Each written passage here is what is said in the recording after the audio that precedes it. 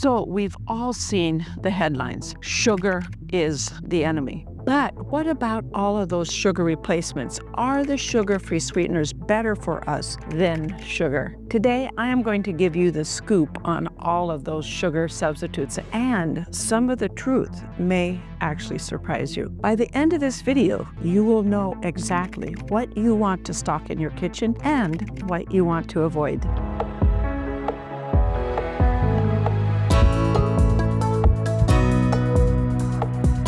I'm Dr. Joanette. I'm a longevity specialist. I'm also an ER doctor, as well as a professor of medicine. In this video, we are going to take a close look at the world of sugar-free sweeteners. So whether you're managing your diabetes or trying to lose weight or just simply cutting back on sugar, then I've got you covered in this guide. So stick with me all the way to the end. Let's start with the sweeteners that come from nature. First up is stevia. That's the green packet. Stevia is a plant-based sweetener, and it's extracted from the stevia rhododendron plant. This has been used as a sweetener for literally centuries in South America, and it's about 200 to 400 times sweeter than sugar. It works well in the following types of things: coffee, yogurt, and in sauces. Some advantages are it has 0 calories, it doesn't spike your blood sugar, and it may even offer some antioxidant as well as some metabolic benefits. However, here's a little downside. Some people who are sensitive to aftertaste notice there's a slight licorice-like taste, especially when it's taken in higher amounts. However, in my opinion, it's still a pretty solid option for controlling your blood sugar, also helping you manage your weight. Next sweetener, monk fruit. This sweetener is extracted from the Lohango fruit. It is native to southern China, and it is about 100 to 250 times sweeter than sugar. It also has a cleaner, more neutral taste than stevia has. In other words, no aftertaste, no blood sugar spikes, and some studies even suggest that it has some anti-inflammatory benefits. When you blend it with stevia, monk fruit will create a sweetness profile that is almost exactly like real sugar. Therefore,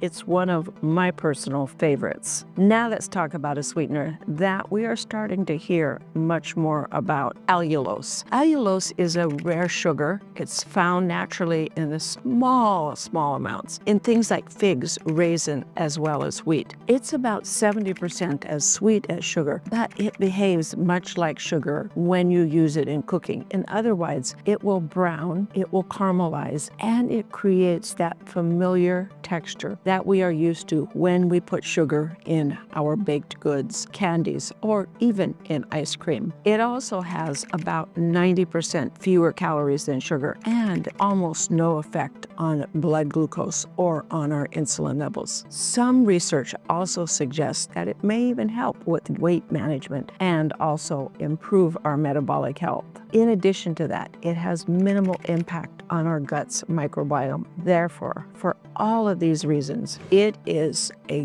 good option for daily use. Now, let's talk about a sweetener that has been a favorite, but recently has begun to make some negative headlines. This sweetener is erythritol. Erythritol is a sugar alcohol. It's found in some fruits, but usually it's made by fermenting things like corn or wheat starch. It is 70 to 80% as sweet as sugar, but it also behaves beautifully in baking. Advantages: 0 calories, no blood sugar spike. Also a great taste and texture. But here comes the but. There was a 2023 study out of the University of Colorado, and it raised some serious concerns. What it showed was that erythritol may impair our brain cell function by reducing nitric oxide levels. Nitric oxide is important for relaxing our blood vessels, and when those levels are reduced, it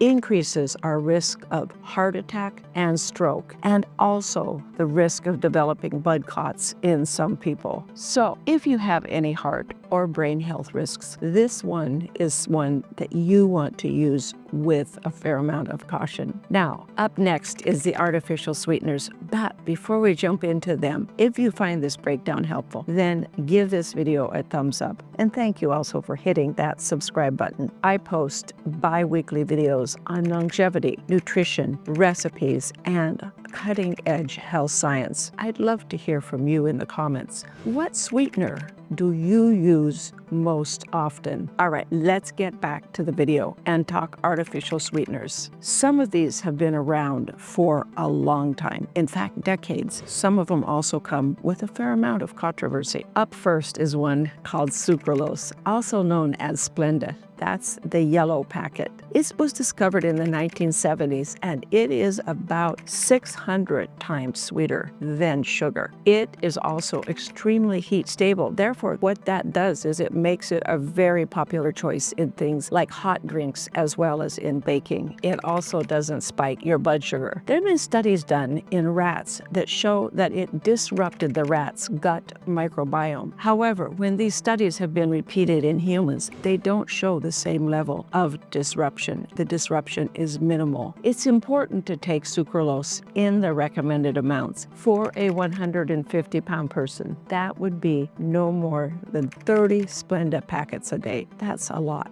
In 2024, research also indicated that sucralose may also interfere with some appetite regulation. In other words, it could possibly increase our hunger over time with frequent use of sucralose. Up next, aspartame. This is the sweetener in Equal and NutraSweet. That's the blue packet. Aspartame is made from 2 amino acids, and it is about 200 times sweetener than sugar. It's used in things like diet soda, yogurts, and other cold products, and it breaks down when heated, so you don't want to use it for baking. It also contains a few calories, about 4 per gram. Now, here's the controversial part. In 2023, the World Health Organization classified aspartame as a possible carcinogen. Yikes. That means that it doesn't cause cancer, but there is limited evidence suggesting a possible link and risk of developing cancer. However, the science on this is still inconclusive. The other thing that's been reported about it is that some people find that they have digestive symptoms when they use this sweetener. Okay, now we're going to go way back,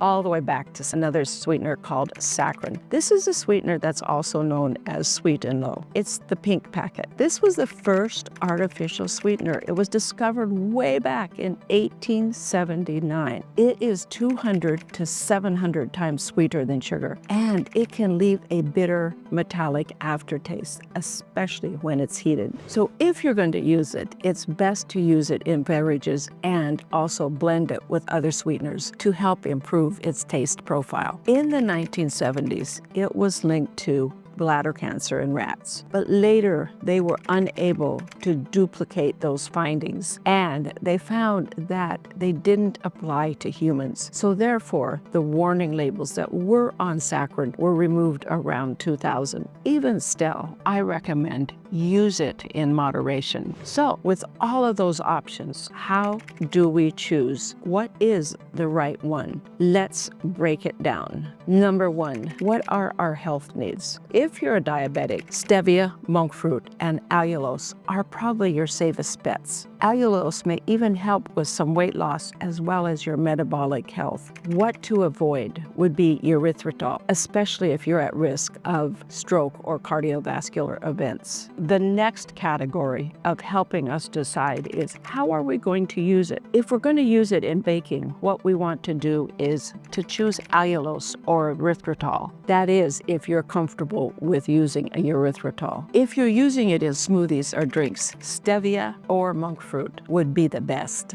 Next category for choosing which sweetener you want to use is taste preference. If you're sensitive to the aftertaste of artificial sweeteners, then you're going to want to try a blend of stevia and monk fruit. to give you that most sugar-like experience. Lastly, quantity also matters. Even with the zero-calorie sweeteners, you aren't getting a completely free pass. Too much can still affect our health and impair our hunger signals, as well as cause some inflammation. So when you're using these sweeteners, stick to the FDA-approved acceptable daily intake ADI guidelines. They exist for a reason. So what's the bottom line? Sugar-free sweeteners can be valuable tools for reducing our sugar intake without having to give up any sweetness. But the best sweetener depends on your health goals, your taste buds, and how you plan to use it. So what do?